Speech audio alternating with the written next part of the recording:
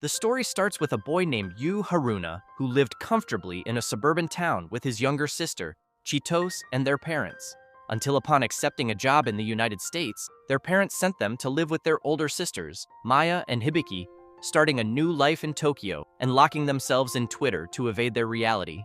A day like any other, Yu returned from shopping being unhappy with so many people talking around him, when out of nowhere, an unstoppable force of nature gave him a reality check that left him floored. Due to a misunderstanding, the girl thought that Yu was a pervert who wanted to take indecent photos of her. With the same impulse, she broke her phone, and not before slapping her hard on the face. In that instant, scented with that brutal honesty, Yu met Fuuka Akatsuki, leaving him a record and a memory that would be engraved on his skin.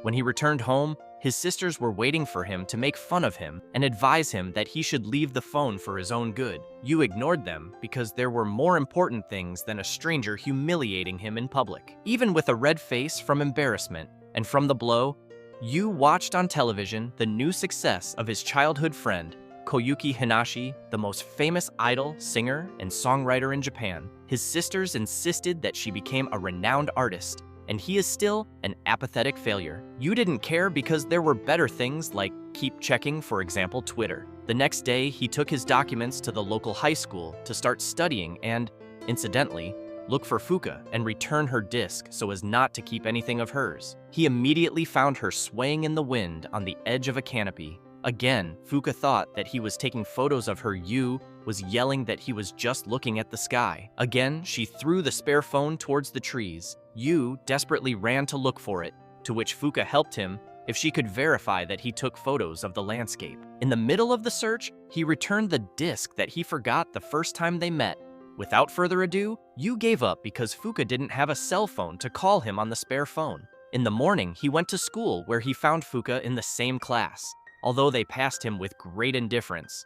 Until before he left, he heard how Fuuka was struggling with a boy. Yu ran to help her just to interrupt Fuuka's recruitment, because being the daughter of an Olympic medalist, she was wanted by the athletics club, causing Yu to run with his face drooping with grief, mortification, and shame. Shortly after, Fuuka returned the spare phone to him, in thanks for returning the disc and caring for her even though she didn't ask for it.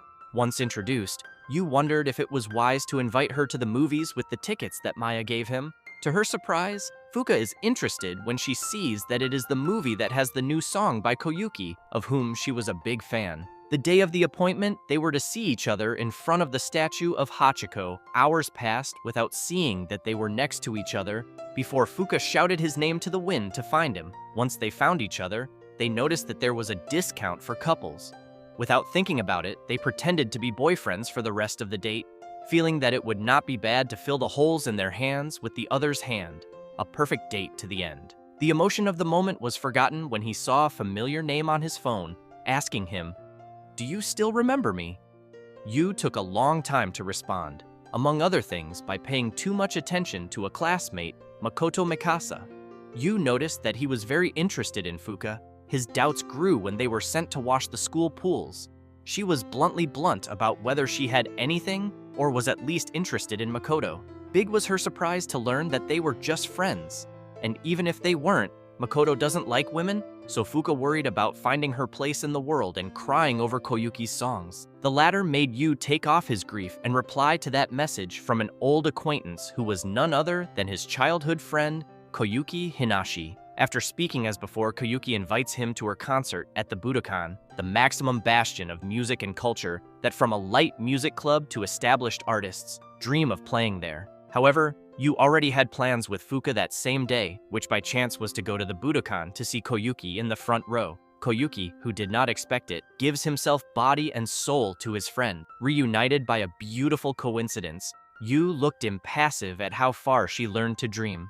At the end of the concert, Fuuka wanted to enclose that unique moment that overflows into a feeling. At that moment, which was a mystery that he could not understand, he knew what he wanted to do for the rest of his life: live for music.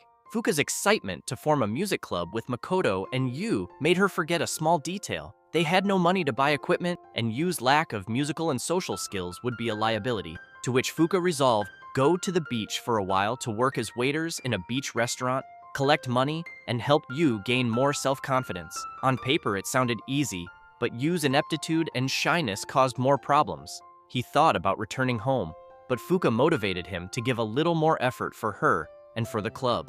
Yu didn't understand why Fuuka cared so much for him. Even Makoto noticed that she treated him differently and that she could feel attracted to him. Yu wondered why him and not someone more charismatic and special? To clear their doubts, Fuuka and Yu went into the sea while Makoto courted a lifeguard. Between prying eyes, they saw that they were far from the shore. Suddenly, the laughter turned into despair when Fuuka felt a cramp that threw her to the bottom of the sea. Yu jumped in to save her from drowning without worrying about not knowing how to swim. When Fuuka pulled her out, she dragged him to the shore, unconscious. To save him, her lips fixed on Fuuka's. A silence in her life took place when they embraced, relieved to return alive. Yu doesn't understand how Fuuka continues as if nothing had happened, because for her, a kiss is less than nothing, even though she saved her life with it. However, he asks her not to say anything because it was her first kiss, so she asked him to keep the secret on her lips, like that kiss. Luckily, Koyomi was around the place. It was the first time they met since they were children. To celebrate their friendship, they lit fireworks in front of the waves of the low tide. Koyomi, despite being an idol, never stopped being her friend who longed to find her warm arms, not caring that Fuuka saw them hugging after what happened. From there, the relationship between Fuuka and Yu regressed until when they passed by with great indifference. Fuuka couldn't forgive that Yu forgot something so important. The days passed slowly, Makoto advising them to accept that they were at fault for not telling her frankly that Koyomi was her friend. Both give in because after the first discussion, there are many more. On the other hand, they receive their teacher, Tomomi, Kazuya Nachi, captain of the track team, who was still interested in Fuuka joining the club, and the guitarist of Fuuka and Yu's favorite band, Hisashi, at the restaurant. Tomomi and Hisashi were part of Hedgehogs until the singer and bassist parted ways, so they were looking for someone to replace them, someone like Fuuka and Yu. They reconciled minutes before the test. With an express class, Yu learned to play the bass to accompany them. As if conceived on stage, Fuuka sang with the grace of an electric angel, forgetting that it was a test. Those present were left before the soft notes that her voice was born. At the end of the afternoon, Fuuka was more than convinced to create the band. To please Kazuya, he integrated him as a drummer. Any excuse was good to be the two of them alone. Just them against the world. Meanwhile, Koyomi returned to Yu's house. She hadn't been there since that time she left with her mother without saying goodbye to Yu. Koyomi doubted if it was a good idea to return to his arms again because she felt that she was still unrequited. The cozy corner that saw them grow up made Yu overflow with sincerity since he confessed that he liked it when they were children. Koyomi left the house without a word, crying and bewildering Yu. Those tears were not of joy, they were the repressed echo of a pain that has finally freed her. All this time, they were reciprocated. For his part, Yu felt confused with Koyomi's reaction and his absence since the confession. Besides, keeping the secret of the kiss with Fuuka ate at him for not saying anything. To all this, the band began to rehearse with Fuuka on guitar and singing, Kazuya on drums, Makoto on keyboards, and Yu on bass. However, his enthusiasm was not enough to make up for his lack of experience and musical sensibility. Hirashi, who was advising them, couldn't cope with the problems he had, like his sister being kicked out of every group he stepped on. The boys were surprised to see that their insufferable and beautiful partner, Sarah Iwami, is the sister of Hirashi, also a guitarist. Without hesitation, Fuuka called her to join the band. After beating Yu with her guitar, she accepted, but not before reminding Yu that she had no talent to be in a band. At the end of the session, they both stay for dinner while communicating on Twitter to avoid having to talk, which turned out to be good since Yu followed her on Twitter. Her attitude changed diametrically. Already in confidence, he apologizes for his disastrous treatment since he cannot communicate. Only Yu was able to master his insufferable mask with a pinch of empathy. Little by little, the band was rehearsing and failing until they became better every day, to the point that Fuuka signed them up to play the school festival in front of the entire high school. Such was the excitement of starting the band that Yu forgot about Koyomi for a while. Unfortunately, it was not the same for Koyomi.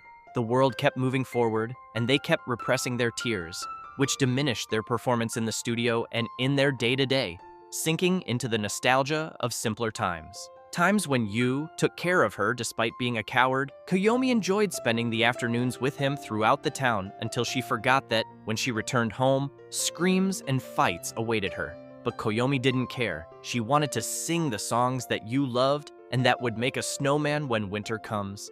Both went to sleep ignoring that time was running out.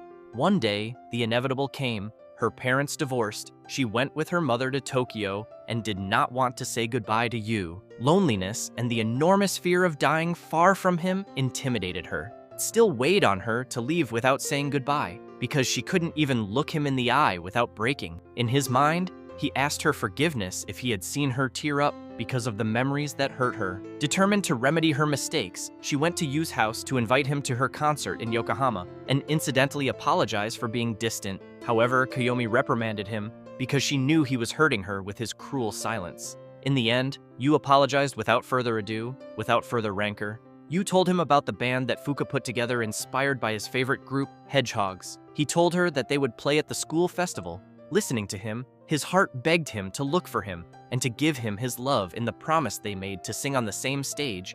Yu promised again, delighted to continue being his friend. As she was leaving, a curious incident introduced her to Fuuka. "I take care of and Wash as a friend who is her #1 fan." In private, Fuuka asked about how he wrote his songs. Koyomi felt that her songs were about unrequited relationships and didn't have much science. Fuuka felt dissatisfied with that answer. For her, a song was good if it moved her, no matter how simple and commercial it was. Back on track, the band rehearsed incessantly, trying to put on a memorable show for those present, ignoring trifles like a photo of Koyomi and Yu that went viral. The whole country thought that he had a courtship with Koyomi, who brought him public image problems because an idol can't have a boyfriend. Yu tried to find comfort in Fuuka. Instead, he only found contempt and coldness. Fuuka felt offended to see him so close to Koyomi, even with everything they've been through. In turn, Koyomi's agency denied everything and forbade him from showing affection in public again, especially if he was a nobody like Yu. In order to clean up their image, they prepared a television presentation clarifying the misunderstanding. Koyomi recognized that they were childhood friends, as well as an unrequited love to whom he dedicated most of his songs, seeking to give truce to his pain. This fell like a bucket of cold water on Yu, who can't think of anything other than Koyomi's words, detracting from the first club concert that was the next day. But that's the end of today's video. If you want the continuation, leave it in the comments, like the video, subscribe to the channel with the bell activated so you don't miss the next anime stories. Leave a like, it will help the channel a lot. I really appreciate it, guys. That's it. We'll see you on my next video. Bye.